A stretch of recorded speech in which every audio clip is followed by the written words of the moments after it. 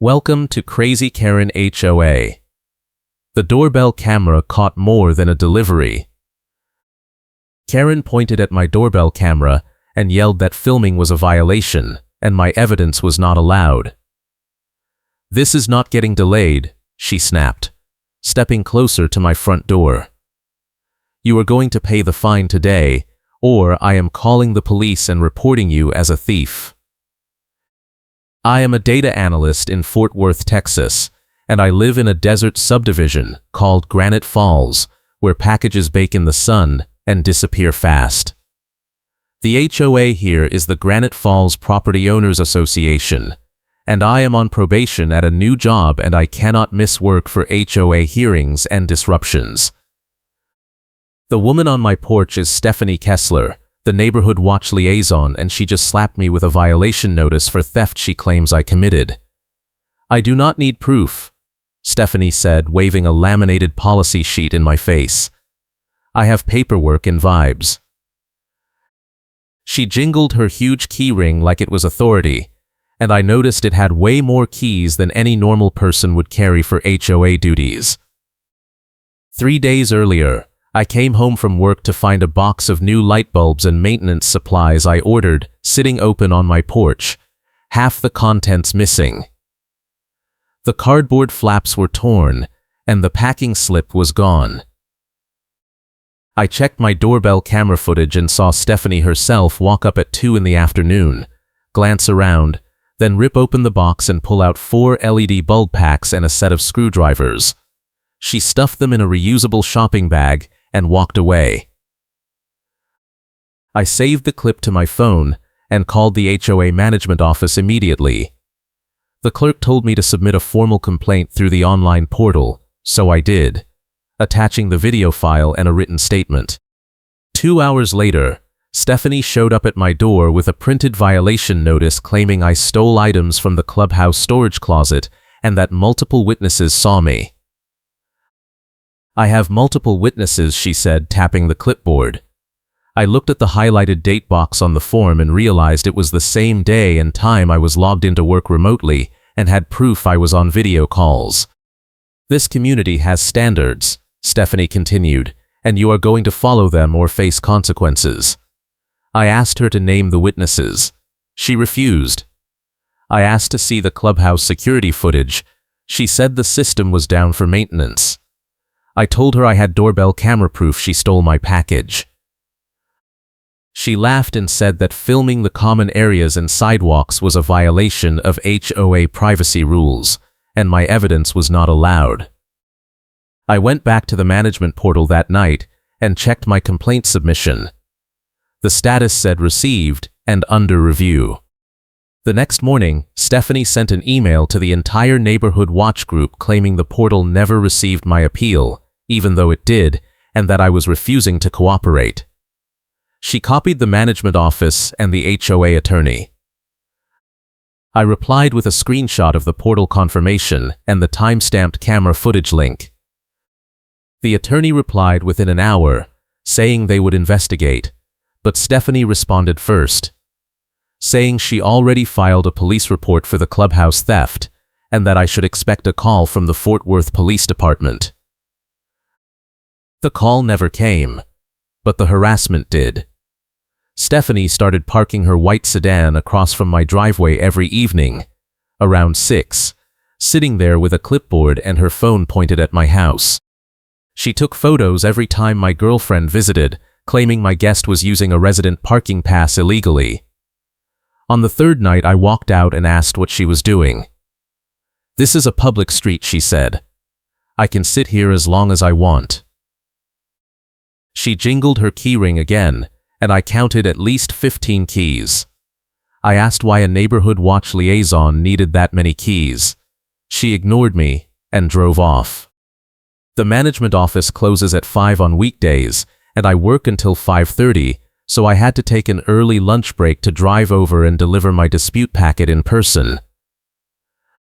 The office is in a strip mall on the south side of Fort Worth, and when I walked in, Stephanie was already there, leaning on the front counter talking to the clerk. She turned and saw me, and her face went red. "You cannot be here," she said. "You are under investigation." I ignored her and handed the clerk my folder, which included printouts of the doorbell footage stills, the portal confirmation screenshot, my work calendar showing I was on calls during the alleged clubhouse theft, and a written timeline. The clerk, a young guy named Matt, took the folder and said he would pass it to the regional supervisor. Stephanie snatched the folder out of his hands. "This is not how it works," she said. "You have to go through me first." Matt reached across and took the folder back. "Actually," he said, "residents can submit disputes directly to management." Stephanie slammed her hand on the counter. "This community has standards," she said again, louder this time. "I am the liaison, and I decide what gets escalated." Matt picked up the desk phone and said he was calling his supervisor. Stephanie grabbed the folder again and started flipping through it, pulling out my doorbell footage printouts. "These are not admissible," she said. "You filmed common areas without HOA approval." I pointed out that my porch is not a common area. She ignored me and ripped one of the printouts in half. Matt hung up the phone and said his supervisor would be there in 10 minutes. Stephanie threw the torn printout on the counter and stormed out. Matt apologized and said Stephanie had been escalating complaints against residents for months, and that several people had filed counter-complaints about her behavior. He could not say more because of privacy rules, but he suggested I document everything. I asked if there was a records custodian I could request copies of HOA incident logs from. He said yes, but the custodian refuses to let anyone photograph anything, so I would have to pay for printed copies. I filled out a records request form and paid the $20 fee. That evening, Stephanie showed up at my door again, this time with a neighbor named Greg who lives 2 houses down. She had a clear sleeve clipboard with 2 identical complaint forms held side by side. "Greg," she said, "tell him what you saw." Greg looked at me, then at Stephanie, then back at me. "I did not really see anything," he said quietly. Stephanie cut him off. "You signed the complaint," she said, tapping the clipboard. "You said you saw him acting suspicious near the clubhouse." Greg shook his head. "You asked me to sign a petition about better lighting," he said. "I did not say anything about him." Stephanie turned to me and said Greg was just nervous and that she had his statement on record. She handed me a new violation notice, this one for unauthorized use of guest parking spaces and threatening behavior toward HOA staff. The fine was $500, and she said if I did not pay immediately, she would start lien steps. I asked for the name of the HOA attorney so I could send a formal dispute. She said the attorney does not talk to residents under investigation. I pulled out my phone and started recording. She screamed that recording her was harassment and illegal. Greg stepped back and said he was leaving. Stephanie yelled at him to stay, but he walked away. The next day, I got a call from the regional supervisor, a woman named Diana who said she hated drama and wanted to resolve this quickly. She reviewed my dispute packet and said the doorbell footage was clear evidence and that Stephanie had no authority to reject it. She also said the clubhouse security system was not down for maintenance and that she pulled the footage herself. The footage showed no one matching my description entering the storage closet on the day Stephanie claimed. However, it did show Stephanie entering the closet 3 times that week and leaving with boxes and bags. Diana said she was scheduling a meeting with Stephanie and the HOA attorney for the following week, but that I did not need to attend unless I wanted to file a formal counter-complaint. I asked if the attorney could issue a no-contact directive in the meantime because Stephanie was still harassing me. Diana said she would recommend it. 2 hours later, Stephanie sent an email to the entire neighborhood watch list claiming I was filing frivolous complaints and wasting HOA resources. She attached a scanned copy of the violation notice she gave me and said I was a probationary resident who refused to follow community standards. I forwarded the email to Diana and the attorney. That weekend, Stephanie tried a new tactic. She called a tow company and told them my car was parked illegally in a guest spot, even though it was in my assigned spot. The tow driver showed up Saturday morning and started hooking up my car. I ran outside and asked what he was doing. He said he got a call from the HOA liaison about an illegally parked vehicle. I showed him my parking pass and my assigned spot number on the curb. He stopped and called Stephanie. She told him to hook first and ask questions never, and that I was lying about the spot assignment. The driver looked at me, then at the curb, then at his paperwork. He unhooked my car and said he was not towing without clear proof of a violation. Stephanie pulled up in her white sedan and started yelling at him. The driver told her he was leaving and that she should contact the property management office if she had a complaint. She threatened to report him to his company. He got in his truck and drove off. Stephanie turned to me and said I was going to regret not paying the fines. She pulled a red stamp out of her jacket pocket and slammed it on the hood of my car like it was a verdict, leaving a faint ink smudge. "This is on record now," she said. I took a photo of the smudge and the stamp. Monday morning, I got an email from the HOA attorney with a formal no-contact directive attached. It ordered Stephanie to stop all direct communication with me and to route any HOA business through the management office. I printed 3 copies and kept one in my car. That afternoon, Stephanie violated the directive by showing up at my workplace parking lot and leaving a handwritten note on my windshield that said I was banned from using the clubhouse and pool until the investigation was complete. I took a photo of the note and forwarded it to Diana and the attorney. Diana called me an hour later and said Stephanie was being suspended from her liaison role pending a disciplinary review. Stephanie did not take the suspension well. She organized a neighborhood meeting at the clubhouse without HOA approval and invited everyone on her email list.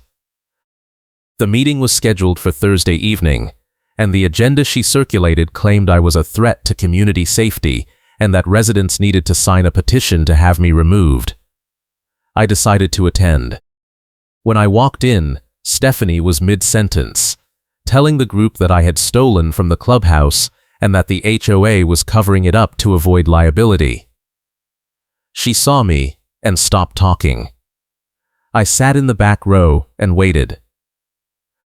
She continued, saying that she had witnesses and proof and that the management office was ignoring her complaints. A woman in the front row asked who the witnesses were. Stephanie said she could not reveal names due to privacy concerns. Another neighbor asked if the HOA attorney was involved. Stephanie said the attorney was biased and refused to prosecute me. I raised my hand and asked if I could respond. Stephanie said no, that I was not allowed to speak at neighborhood watch meetings.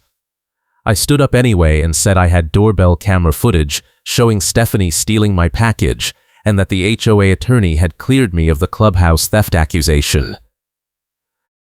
I offered to show the footage to anyone who wanted to see it. Stephanie screamed that I was lying and that the footage was fake. Several people pulled out their phones and started recording. Stephanie tried to grab my phone, but I stepped back. A neighbor named Linda, who I recognized from the dog park, asked to see the footage. I pulled it up and handed her my phone. Linda watched the clip, then passed the phone to the person next to her. It went around the room. When it got back to me, Linda asked Stephanie directly if she took the package. Stephanie said the footage was edited and that I was harassing her. Linda stood up and said she was not signing any petition and that Stephanie needed to stop. 2 other neighbors agreed. Stephanie slammed her clipboard on the table and said the meeting was over. She grabbed a rolling file cart she had brought with her, like it was a courtroom exhibit, and tried to wheel it out. But the cart tipped over, spilling papers and file folders everywhere. People started leaving. Stephanie yelled that they were all making a mistake and that the HOA would retaliate. Linda told her to stop threatening people and walked out. I helped pick up a few of the fallen papers and noticed they were copies of violation notices for other residents, some dated months ago, all signed by Stephanie with the same red stamp. I took photos of 3 of them before Stephanie snatched them out of my hands.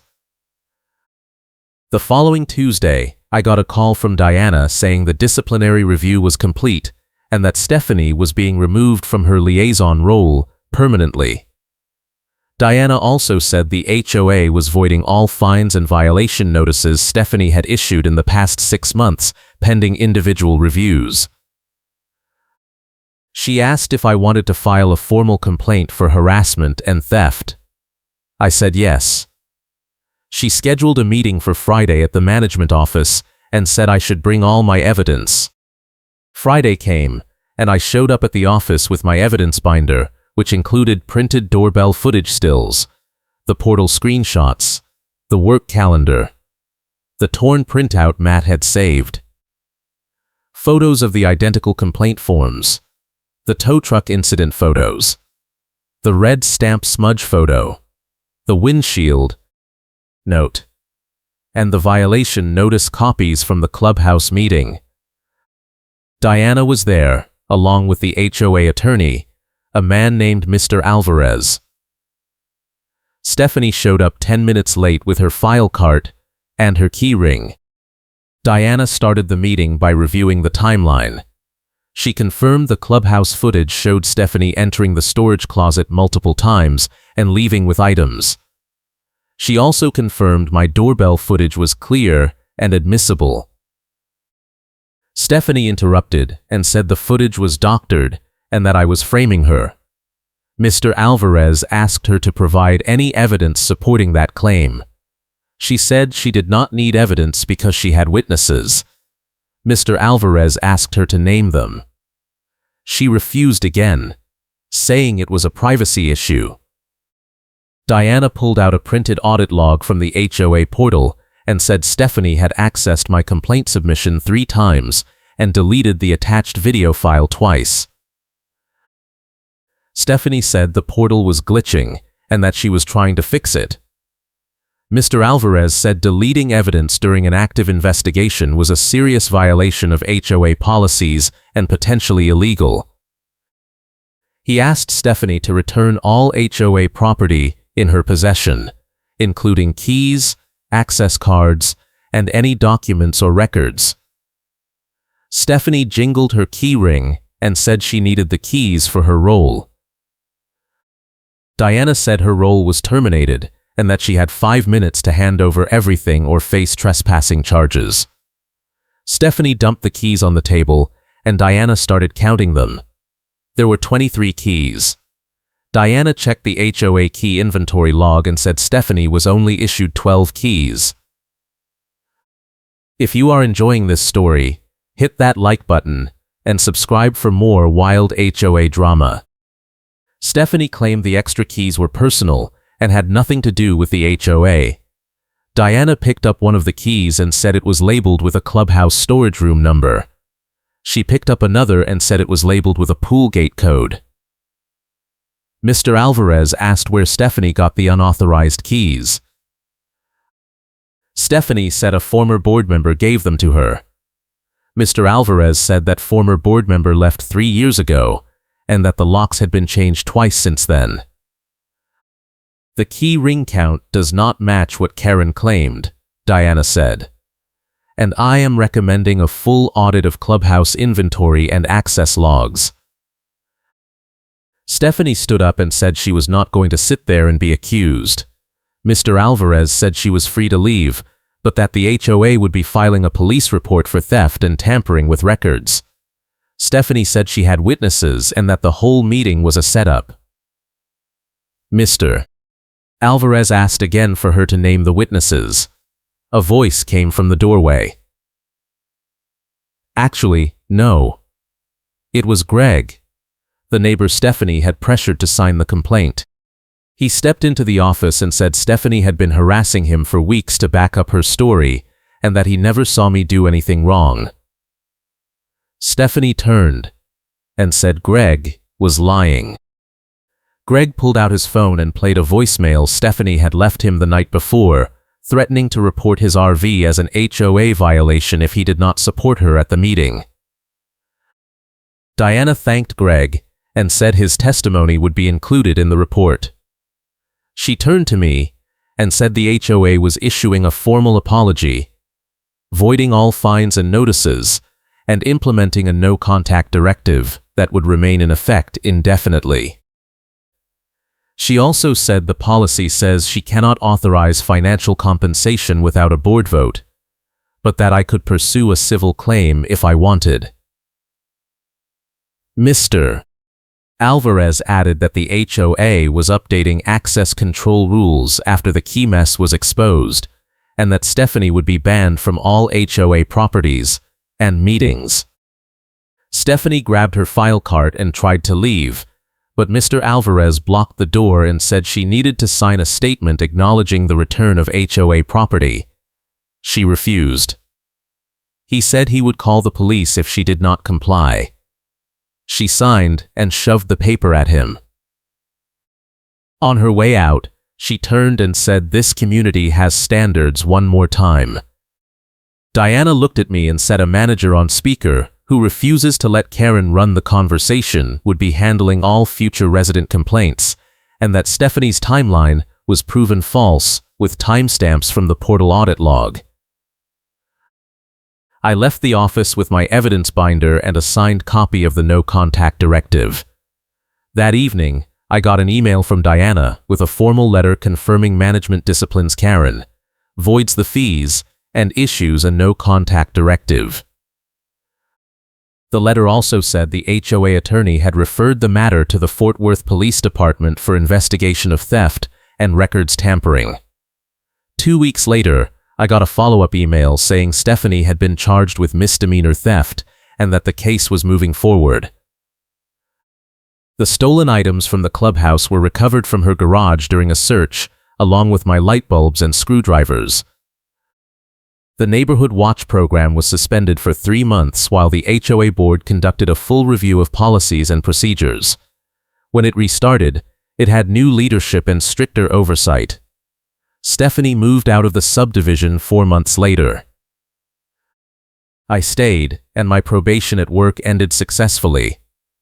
The doorbell camera is still running, and I have not had a single package go missing since. I hope you have a great day.